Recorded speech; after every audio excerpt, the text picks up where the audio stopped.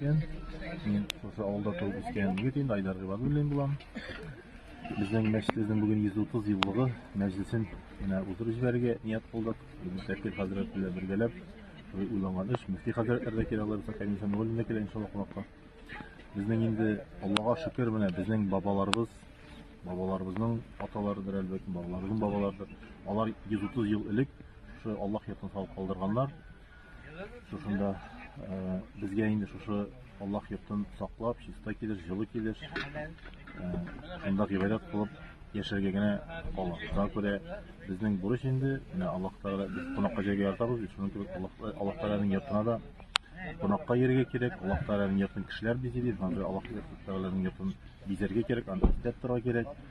Менә шушы бүгенге мәҗлесләрне Алла бирсә, Аллаһ Тәгаләнең каршындагы хакны үтәп, Аллаһ Тәгаләнең ризалыгын алу нияте белән шушы мәчетебезнең 130 елын зурлап уздырып җибәргә ният кылдык һәм Алла бирсә менә халык өчен күп зур 100 литрлы казанда пылау пешерәбез, Хәбибулла безнең хәзрәтләре тәлләр куйды. Авыл халкы өчен зур бәйрәм иншаллах. Аллаһ мәчетебезнең шушы саклап, мәчетебезнең 140-150 еллыкларында уздырган аса бирәсен иншаллах. Мәчет булганда авыл бетмәй.